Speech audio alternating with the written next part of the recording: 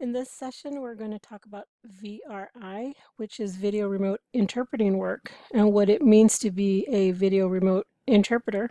We're also going to talk on this general setup for that.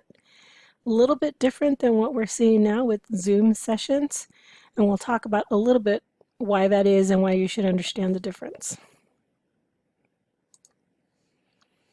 So again, we're going to start with an overview of what it means, what VRI means, which is getting down to the most basic definition. And that is that using an internet connection and their existing equipment, which that means an iPad, a laptop, a computer, an individual that requires language access connects to a video interpreter.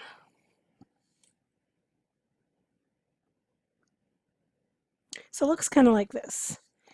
Someone's on their computer and they pull up the interpreter on the screen.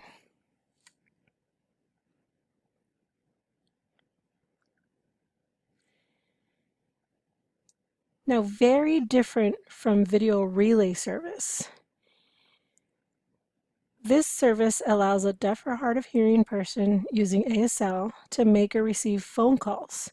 This is a very important distinction that you have to understand. Phone calls and the responsibility and payment for this service is regulated by the FCC, the Federal Communications Commission. If we go back to the previous slide,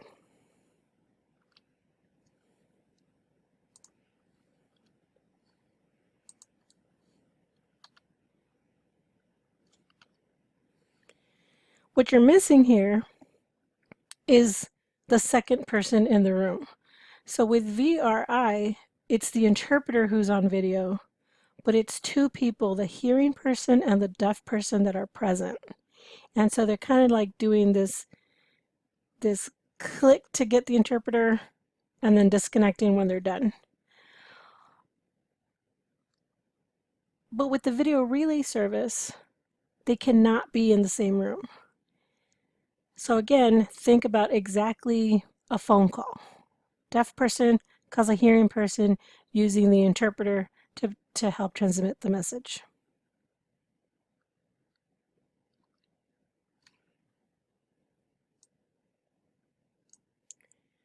This is really important because VRS is regulated by the FCC, but VRI is not. So VRS, you have to quite simply think of just a phone call. Calling to order pizza, calling your employer, calling to make travel plans. It could be very simple. We have all done it. You're calling your sibling in the room next door, calling maybe your parent in the kitchen. Quite simply a phone call, but it's very clear that the phone call is between two parties. One must understand sign language and be deaf. The other must be the hearing person, not in the same room. With VRI, it is not regulated by the FCC. It's actually offered by different agencies, and it's so while VRS is a service provided to deaf and hard of hearing individuals for the purposes of equal access and to make phone calls, VRI is offered by agencies as a service for profit. And so you can think of here, what does that mean? It could be the people in the same room. It could be a doctor's appointment. It could be a staff meeting. It could be anything from we're presenting you with this award to we're letting you go. And we needed an interpreter but couldn't get one physically, so instead we connected online.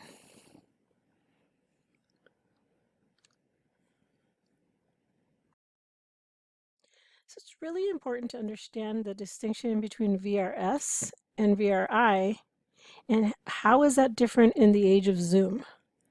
It's important to understand the distinction because VRS says the FCC and the government is responsible to pay for this service. So that phone call is free to the deaf person, free to the hearing person.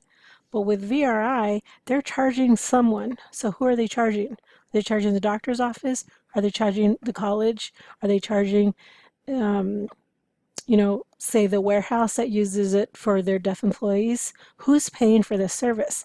That's not being sent to that bill is not being sent to the FCC. In the age of Zoom, the question is this VRI who is responsible?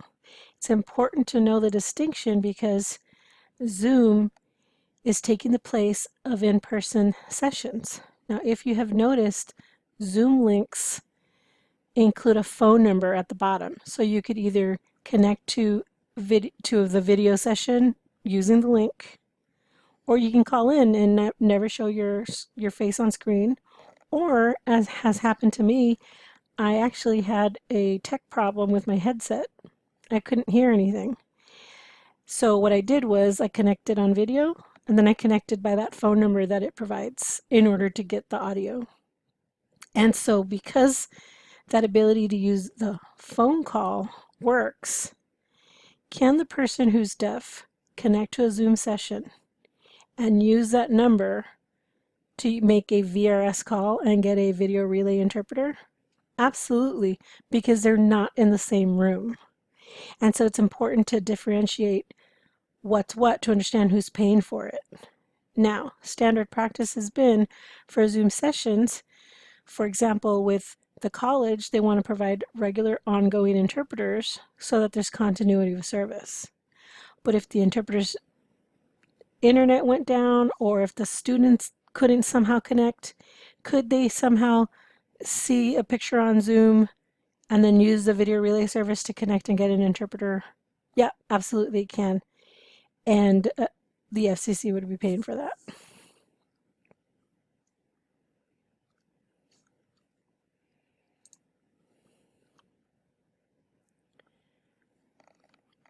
So here's the definitions for the purpose of the following slides. Interpreter or service provider, I mean the interpreter providing language access. Really important to know is that VRI is actually not solely used by sign language interpreters, and it was actually used for the first time by spoken language interpreters. The reason being that they realized that seeing facial expression and body language was really important to delivering and understanding a message. So actually, that's pretty cool to know that sign language interpreters were not the first users of VRI service. So in these slides, when I say client, I'm referring to who's the paying party. By that I mean who's getting the bill. The doctor's office, the lawyer's office, the responsible person to provide the service. The consumer here is the person that client wishes to communicate with, which is the person needing language access. Because again, it's not specific to ASL. For our class it is, but actually many languages use the VRI service.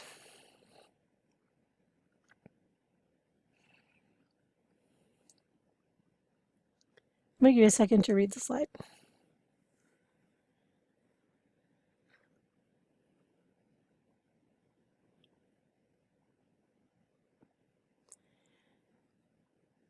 So RID has various standard practice papers, and one of them is a standard practice paper on VRI, where it clearly states VRI is a fee-based service.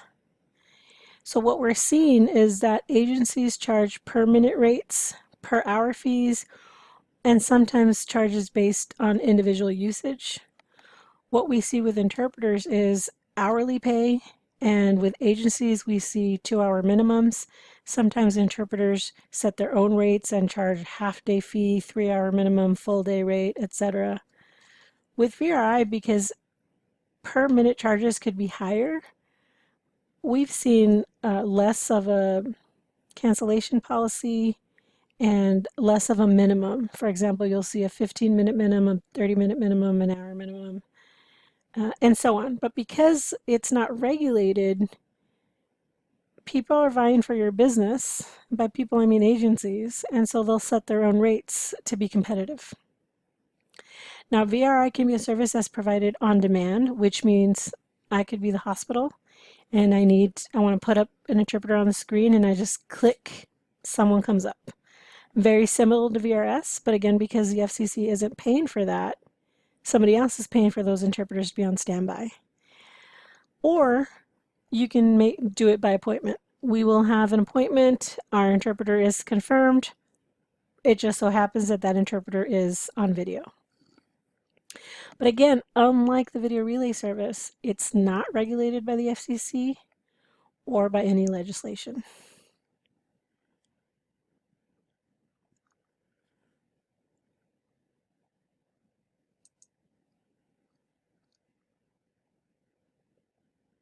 So again, this is from the standard practice paper that I'll give you a second to look at.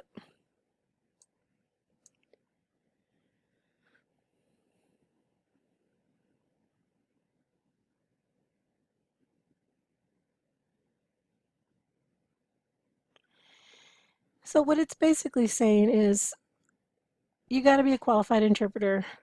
You have to have linguistic competence and experience in various settings to be able to provide that service. In the VRS setting, you can call for a team, but in a VRI setting, you're at home or you're in an office and you don't typically get the resource of having a team. And for that reason, they are working solo. Interpreters are more often working solo for long periods of time before a call ends or before they switch it off. And so because you're working solo, you want to make sure that you're up to the task. Now, what the second bullet is referring to is that understanding both the benefits and limitations of VRI is really important. So, given the situation now of the pandemic, could it be safer if we had an interpreter on video? Probably. Safer for the interpreter, safer for people around. But let's say the deaf person is not really able to move. And so how do you get the screen to be in a right position? So understanding those limitations and when an in-person interpreter would be a lot more beneficial than a video interpreter is really important. There's sometimes hospitals set up their own guidelines. For example, maybe they'll use a VRI interpreter for admissions and initial triage before they move on to calling an on-site person or before an on-site person can arrive. Or I've seen the opposite where an on-site person arrives, helps triage, helps someone in the emergency room, but if they've got a bed for them, the interpreter is dismissed and they only use video relay service. I'm sorry, video remote interpreting services for that. And the reason is it's cheaper. Imagine if you have an interpreter on standby in the hospital for 12 hours or 24 hours. Whereas with the video remote interpreting, you're only paying for the usage. Patient is sleeping, they don't get billed. We're going to go in and talk to them, click, and the minutes start adding up.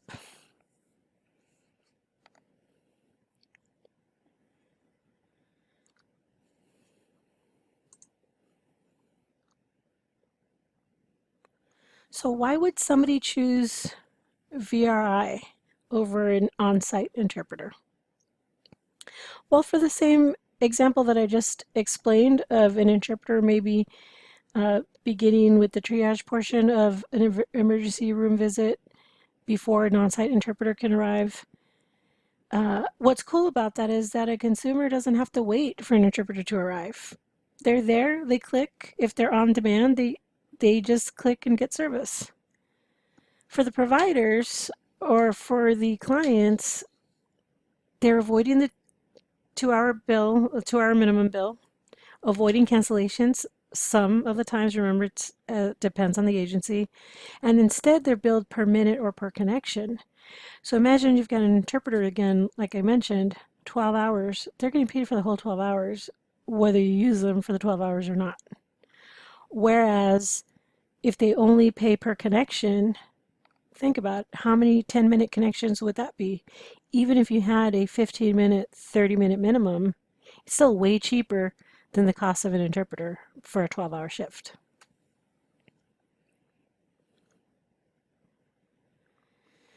The other advantage is that sometimes some agencies will charge a travel cost. There's none for the interpreter. none to charge on to the client to pass on, and none to actually incur. And because the screening is to get a highly qualified specialized interpreter, you'd have someone from across the country provide service, and you've reduced the cost of having to have them travel. Now, oops, I'm going to go back.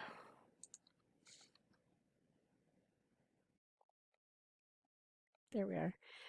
So again, if we think about the other languages that use video remote interpreting, the interpreter can use and read facial expression, body language, and that helps to facilitate communication.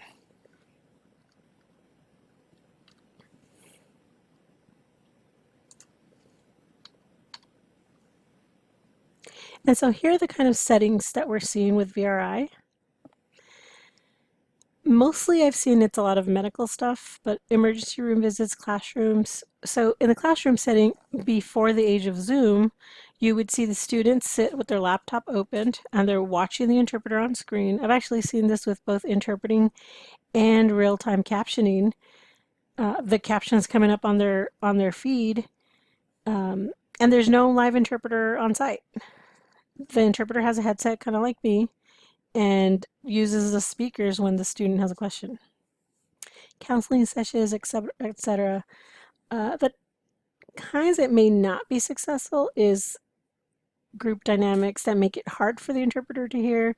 So for example, the difference between a Zoom session with like 10 people is very different than a room full of 10 people sitting in person and the interpreter trying to hear everything through the little mic on a laptop. That could be kind of difficult and hard to identify who's saying what. Because as an interpreter, you have to identify man over there saying this, man over there saying that. Maybe, oh, now we learned their name, so Tim says this, George says that. But it's hard to see that. And so it's hard to distinguish that if you're doing that by VRI.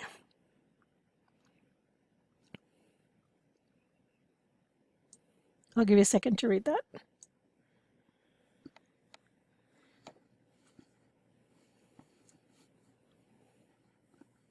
So the reason I added this slide is to remind people that with VRI, it's for profit. It's a for-profit business. So agencies are depending on you to be the first face that clients see. And so interpreters should start with simcomming instructions. Let me start introducing myself. My name is Arlene. Yeah, I'll be interpreting for you today, that kind of thing. And if you're interpreting in spoken language, then you'd follow your spoken language interpretation with what your introduction. And then you have to prompt them to say, go ahead and start.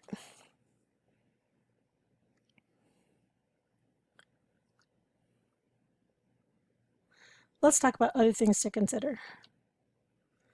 So we've seen this before. We've seen the HIPAA information on privacy. This is important because although VRS is regulated by the FCC, interpreters actually have to be screened and they have to get a background check.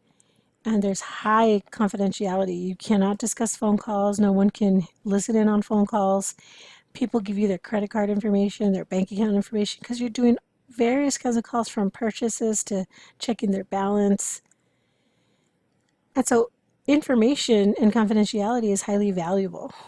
With VRI, even though it's not regulated by the FCC, it is regulated in the sense because of the medical setting.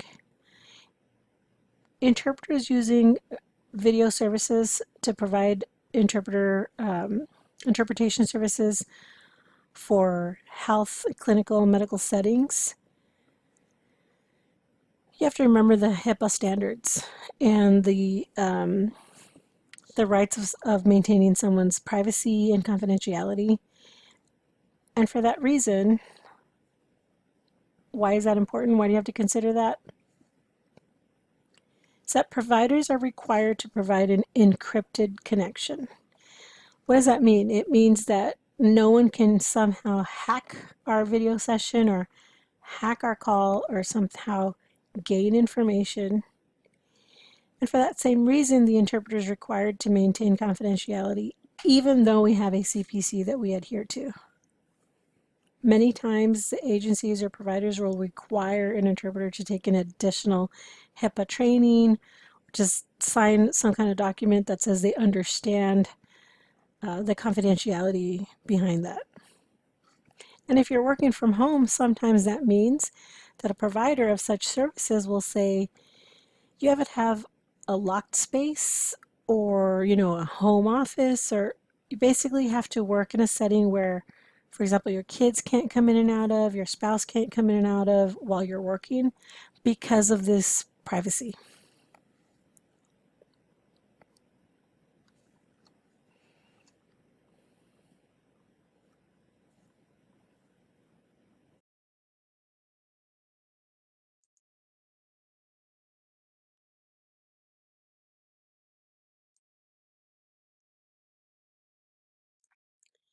And so when you're thinking about your work as an on-site interpreter, you have to think, would you bring your child to work?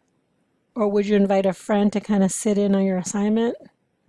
So you're still providing the same level of professional service, you're just doing it from your home office space, maybe a call center. But just because you're doing it from a home office space means you shouldn't have your child with you in that office space, and it means you shouldn't have a friend just kind of overhearing, hanging out while you're providing service.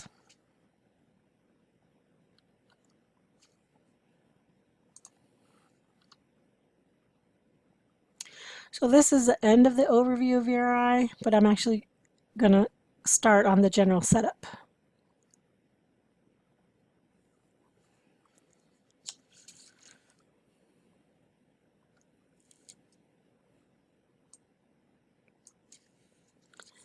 So some providers, some agencies providing VRI may require a specialized equipment compatible with their platform. So they'll have their own platform similar to example like a Skype, or I've seen some agencies use Google Hangouts or even Zoom.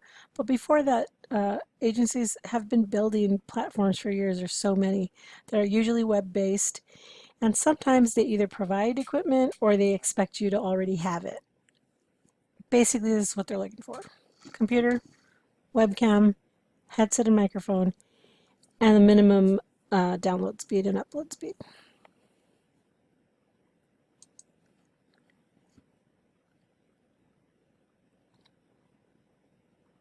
Really important. How do you choose a webcam?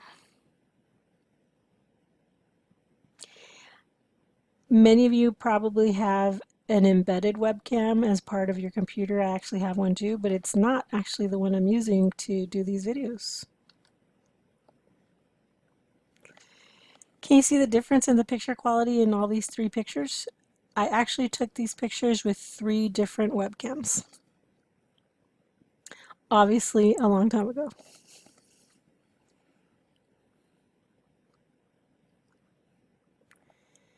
This was a Logitech 200, and that's the price range from a long time ago. So I want you to look at how fuzzy that picture is. That's the Logitech Webcam Pro 9000. Again, there's a price range. Picture gets a little clearer, but the color gets kind of drowned out.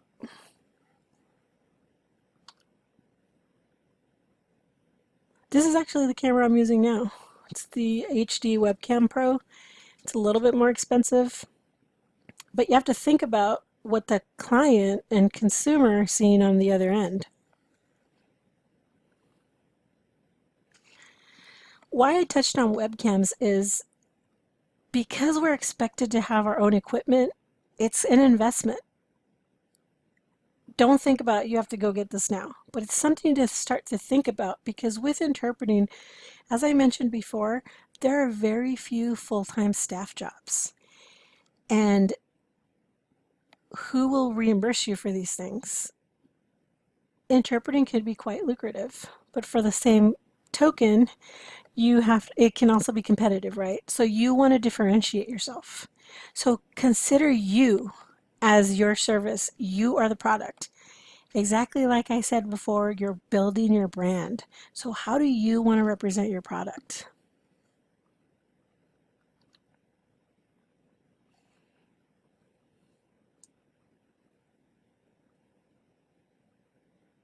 Here's an optional suggested setup. So you have to think about when a client connects to you, they're entering a place where you've invited them to. When we connect on these videos, I've invited you to this space. So having a solid color background has become the standard, and it may be required by some providers for uniformity because it creates a more professional atmosphere and less distracting. So something worth considering. The other thing to consider is the line of sight that your webcam provides. So every time I start to record a video, I actually test my webcam and the view because this background moves. It doesn't stay there. I can actually put it away. My camera moves sometimes as I'm fidgeting with things, and so I check my setup. I actually checked my setup before uh, Zoom, before we did our Zoom session. I check my setup all the time before going live. That's really important to me because I don't want something off to be behind me. As my example, dirty laundry, my lunch, etc.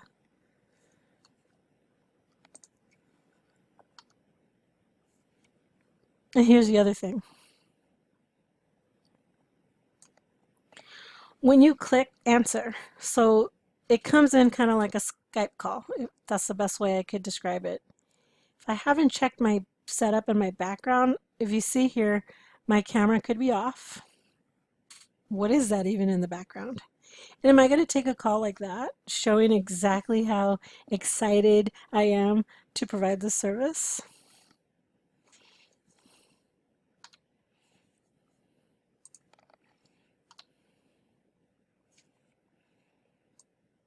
Here's additional things that I suggest. The reason people are connecting to video interpreters, again, we're not talking about what we're seeing now like in Zoom sessions. We're talking about VRI interpreters. The reason is the speed and efficiency of service and not having to wait for an on-site interpreter. And sometimes it could also be privacy. Sometimes people know too many people in the community and maybe they want to handle a specific appointment with somebody that completely doesn't know them. What's helpful is to have a whiteboard, dry erase marker available, make notes, etc. And I put there for trilingual interpreters, but also for spoken language interpreters. There's note-taking techniques that help spoken language interpreting, or actually for ASL interpreters, consecutive interpreting, note-taking becomes helpful. And I like to pull up word reference on my computer readily there, so I'm like, and click, click, click, looking for the right word that I missed, or other dictionaries, etc.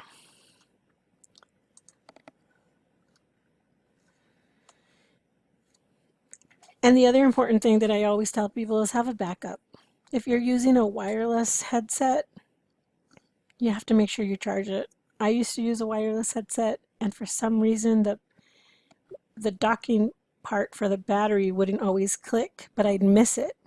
So I'd leave it overnight, and in the morning I'd find out it didn't charge. So having a wired backup is very helpful, and having it readily available, because you don't want to be on and be like, excuse me, let me go get. You just want to have everything at your desk. A reliable internet service provider. If your internet goes down, you're out of work. Very similar to today, right? To Zoom, everything on Zoom. But also really important is you've got to know your equipment and how to troubleshoot it. We are our own tech support. That applies a lot to us now. But really important to consider for future work.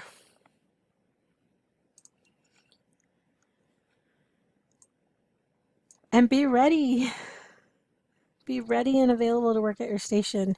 So again, as I said, I check my connection and check everything before I start a session. VRI is a for-profit service. And so customers, clients are looking, how long did that ring before an interpreter answered? How long did it take me to get somebody? Were they professional, and what was my overall experience with them? So really, you're your own business card, not just yours, but you also represent the agency that you're working for. And again, it's your name adding more to your reputation.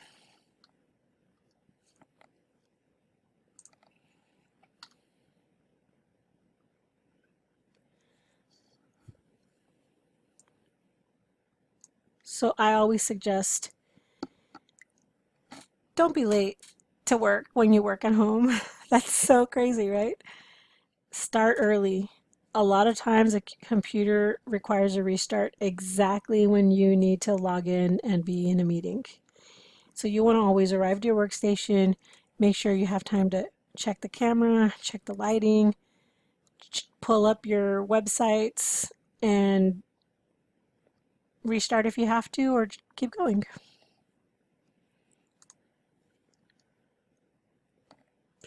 That's the end of this module, and I actually have more to offer on VRI. This is only the beginning. It's really important for you to review the difference between VRS and VRI and which is regulated. That's going to be very important. Thanks.